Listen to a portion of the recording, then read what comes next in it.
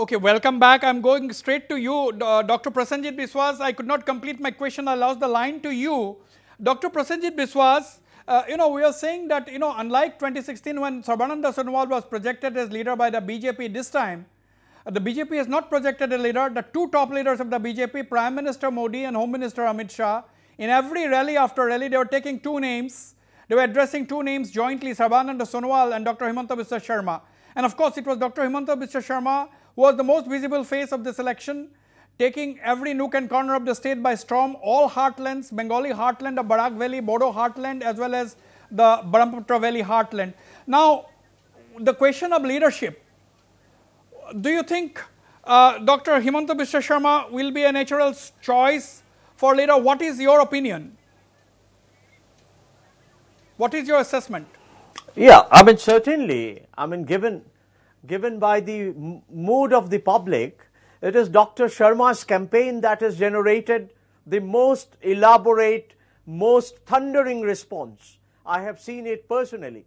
So therefore, if BJP respects the opinion of the people on the ground and also the voice of the elected representatives, then certainly there is no other option but to consider in this battle of nerves Dr. Himanta Biswa Sharma for the top slot of the state of Assam.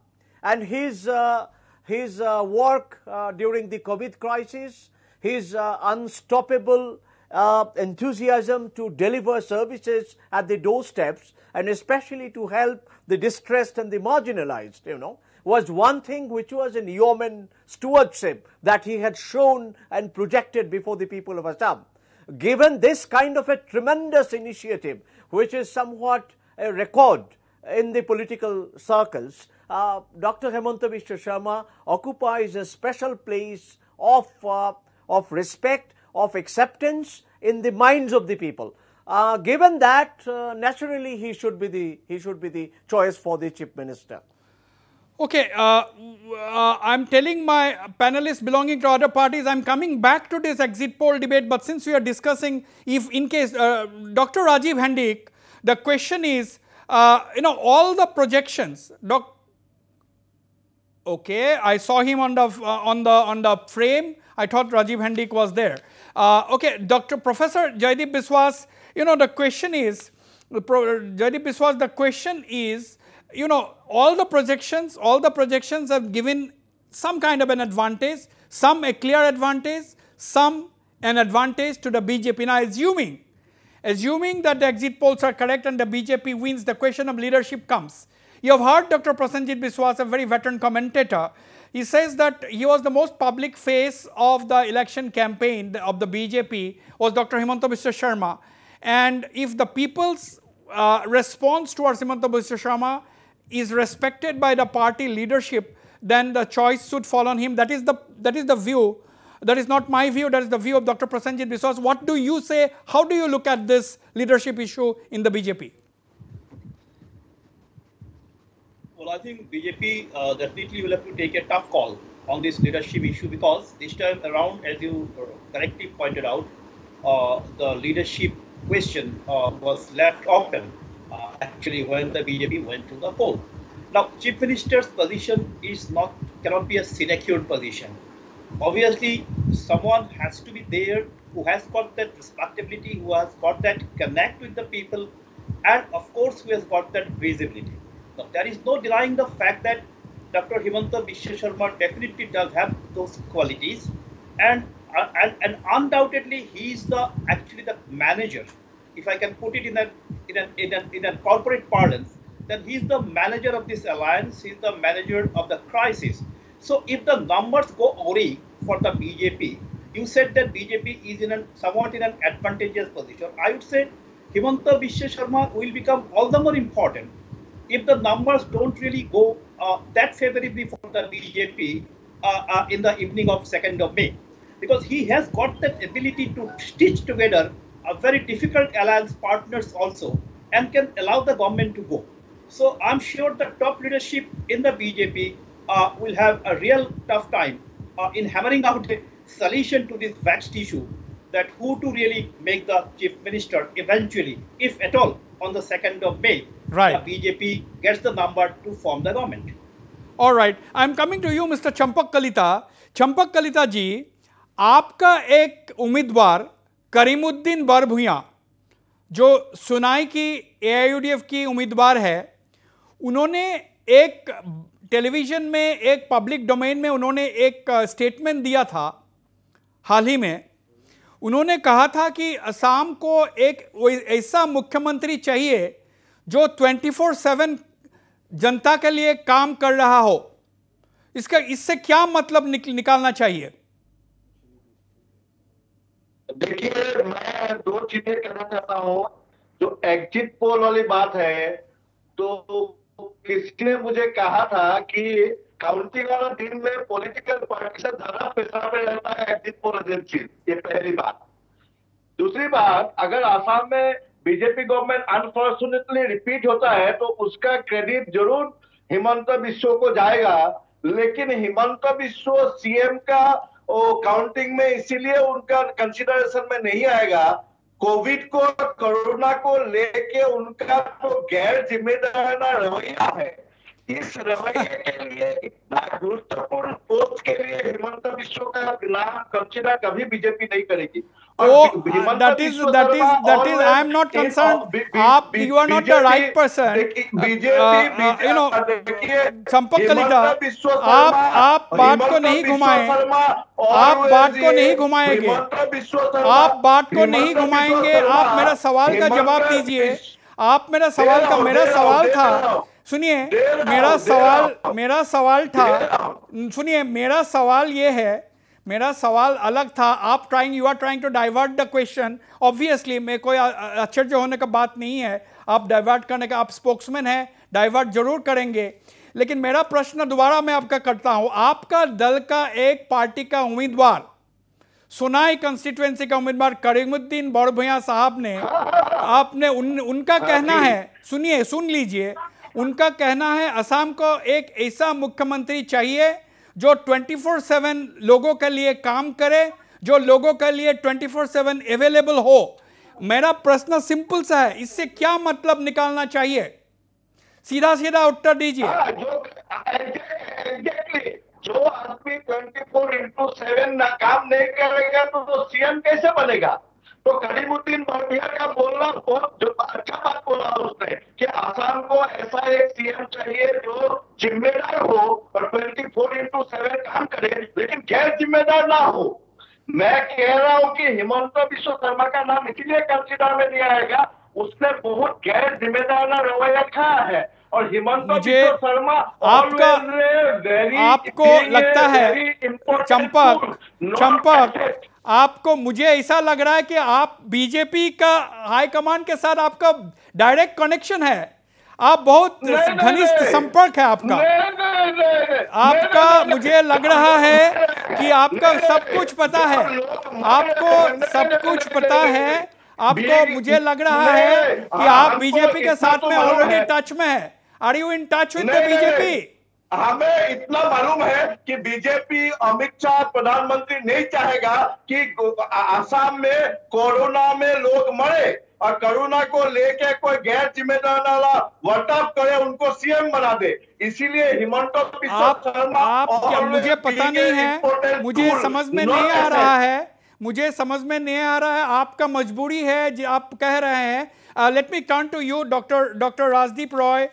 This issue, this is a delicate question for you, but you know, your party leadership this time did not project any chief minister. Do you think that is a matter of strategy? Do you think that leads to speculation as to whether there is to be a new person who may become the chief minister of Assam if your party wins? Mr. Wasbir, I hope you will give me a little bit of time because this is a very sensitive question and the whole state is looking forward to who will be the chief minister next. Now, I will try to go back a little bit to explain the hierarchy situation of both Mr. Sarbananda Sonowal and Mr. Himanta Biswa Sharma. Sarbananda Sonowal came to BJP 2011-12, was made the party president. Slowly he became the MP, went as a central minister, came back as a president of the party again, and he was made the chief minister. In 2016 election, Sarbananda Sonowal was almost 5 years, 6 years old in the party. And at that point of time, Dr. Himanta Biswa Sarma was only 6 to 8 months old in the party. So situation in 2016, as because we declared a chief ministerial phase, was different from the situation we are in a happy situation, because we are spoiled for choices.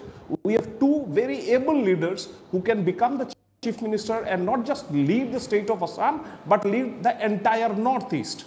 Now, you have very correctly observed that during the entire election, before the election process was declared, Dr. Himanta Biswa Sarma hit ground running from every nook and corner of the state, because he was in a slightly different position than the chief minister himself. Both of them eventually hit the ground, but it was actually Dr. Himanta Biswa Sarma's rallies which were getting more of a sort of coverage at certain point of time. But I'll think that the issue has been made very clear by the Home Minister, Sri Amit Shah, in an interview just a few days back. He has very categorically said the next chief minister of Assam from the BJP will be decided by two. Number one, the BJP parliamentary party at Delhi and BJP legislative party in Guwahati. So what I presume the answer to your question is, well, both of them have 50-50 chance of becoming the chief minister, but it will be decided by the central leadership at an appropriate time after discussion with the appropriate people. And having said that, I can tell you that both of them will work for the greater interest of the people of the state of Assam. That, I think, is the ultimate requirement of the people of Assam at this time. I think that's very well articulated by the very articulate Dr. Well articulated by the very articulate BJP MP, Dr. Rajdeep Roy. And you know, who says that orthopedic surgeons cannot articulate points of view? You know, Dr. Rajdeep Roy, you know, you may be good at the operation theatre, but you are much better in the studio floors, you know, articulating the point of view of your party. I'll come back to you once again, but let me go to Dr. Rajiv Hendik. I can see Dr. Rajiv Hendik.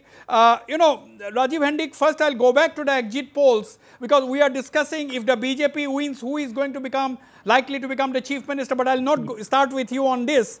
Let me go to the exit polls. Now, most of the exit polls, now Republic exit polls and the India Today Axis exit polls gives a clear absolute majority for the BJP-led alliance.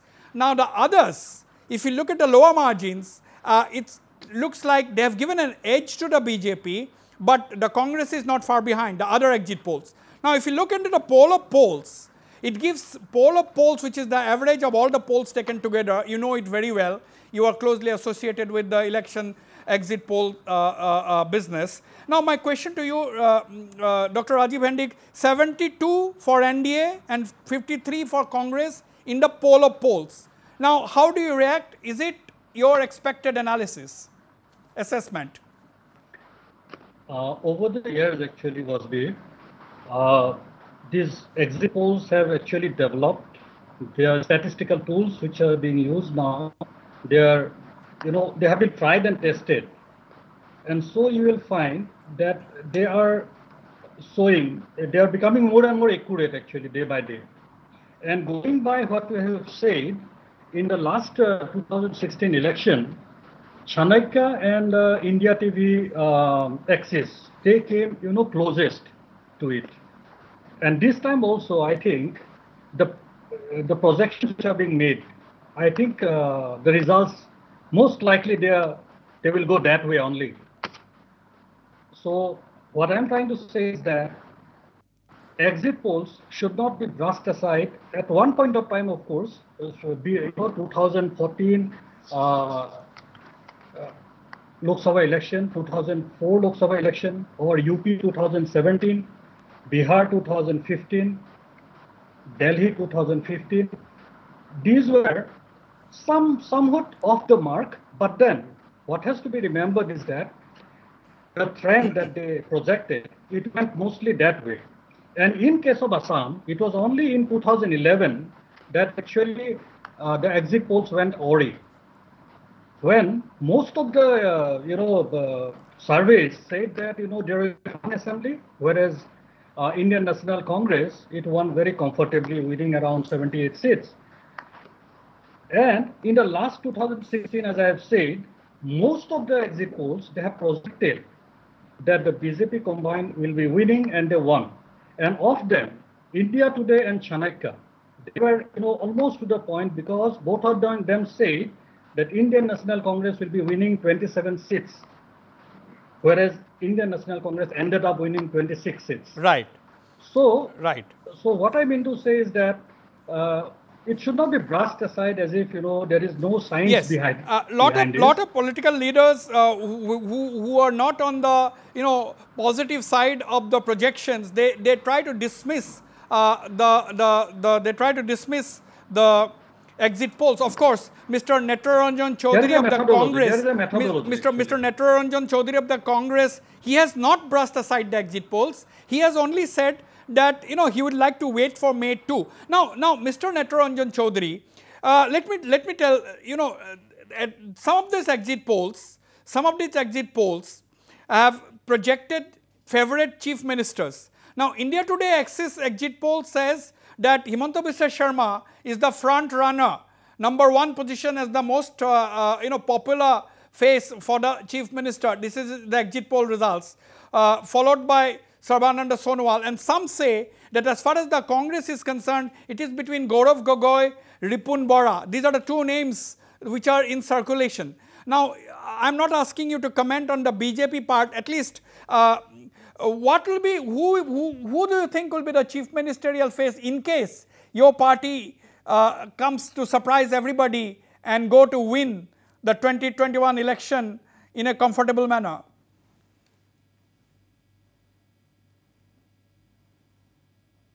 About who will be the CM from BJP and whether Dr. Himanta Biswa Sharma should be the CM.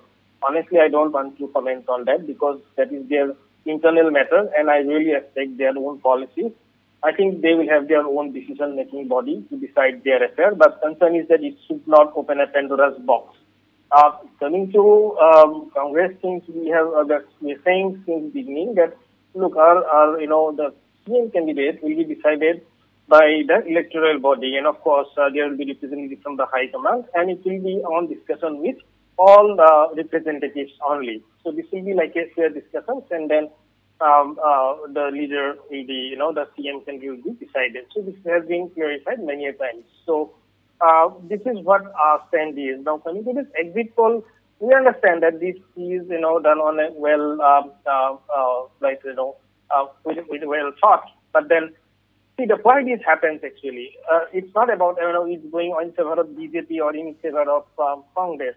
See, the thing is that it's all about the sampling size and the dynamics of India, the geopolitical, situations and the population pattern and the way it is done. So there will be two things like, the sample size selections and the methodologies, followed.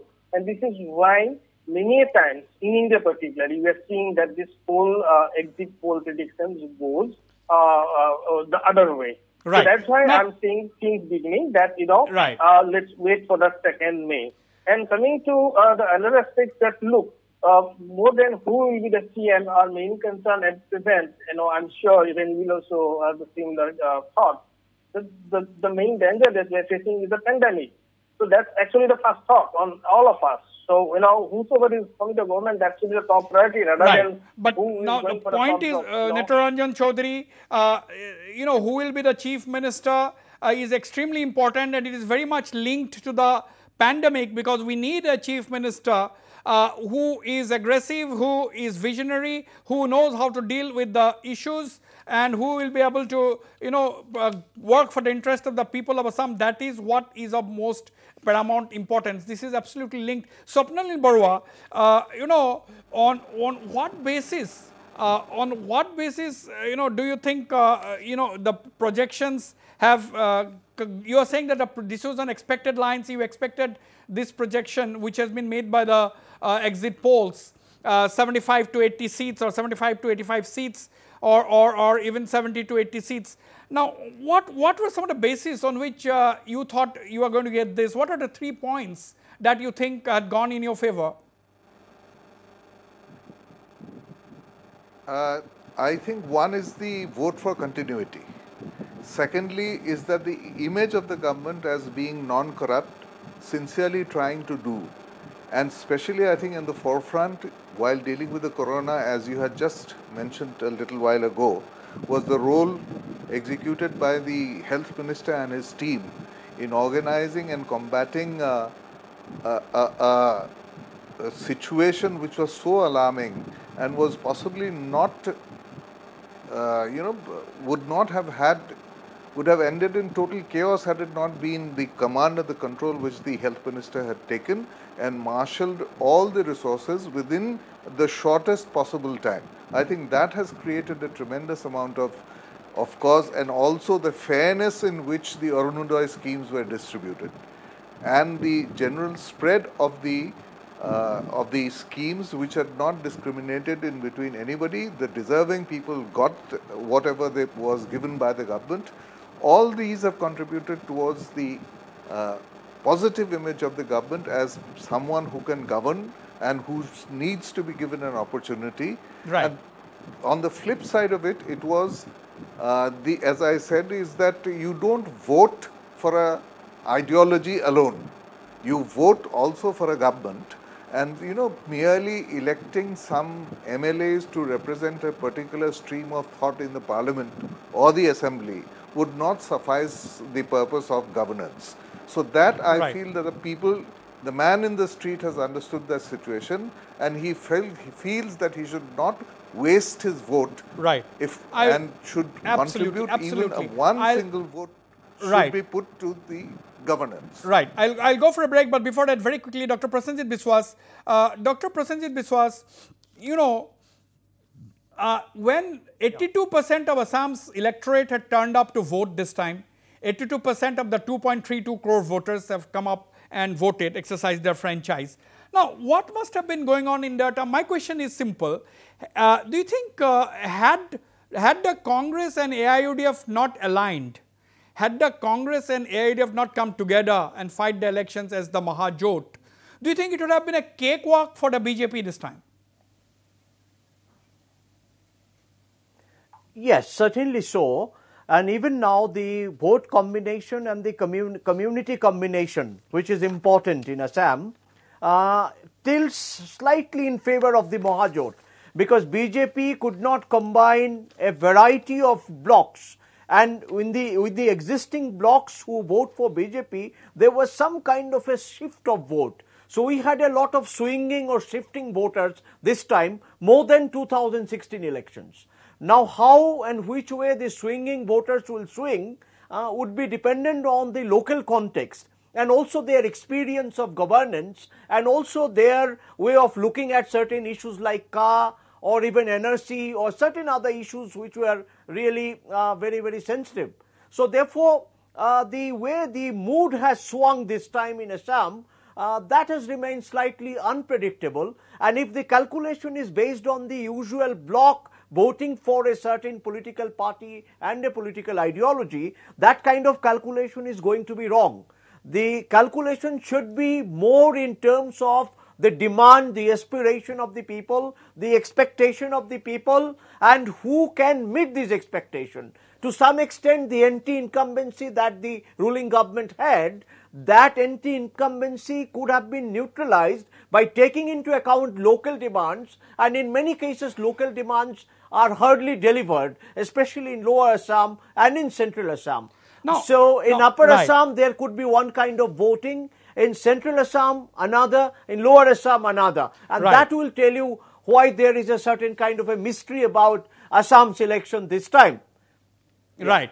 I'll go for a break. So, but Amrit Khatoniyar, many people, they would like to blame your party, AJP, if the Congress were to fare below average in Upper Assam. Because one of the views coming up is that had the AJP, if you wanted to really defeat the BJP, you should have joined the Mahajot. That is one point of view. And if the Congress fares lower than expected, worse than expected in Upper Assam, 47 seats in the first phase, your party is largely going to be blamed as having played spoil sport. No, in fact, people should realize that why AJP has come into the picture. how AGP was born, that point needs to be reiterated. I would like to reiterate. AGP was born to protect the integrity and the indigenous people's interest. For the last so many years, we have seen the national parties and including the so-called regional party Ahom Gana Parishad, they have joined with BJP and they have clearly violated the regional aspirations of the people of Assam. And with that spirit in mind, we have formed this party, and our objective is only not to 2021. It's a long-term dream to make the regional party, strengthen the regional party in Assam to take care of the interest of Assam. We have seen the BJP, we have seen the Congress over the years, how they have cheated the people of Assam. They are full of commitments and none of the commitments were being fulfilled. They are interested to give power only without going much to the development of Assam. I will go for a short break. Don't go away. When I come back, I'll go straight to Professor Joydeep Biswas in Silchar and Dr. Rajiv Hendik in Guwahati University, and of course Dr. Rajdeep Roy also in Silchar, and the other esteemed panelists. Don't go away. I'll be right back.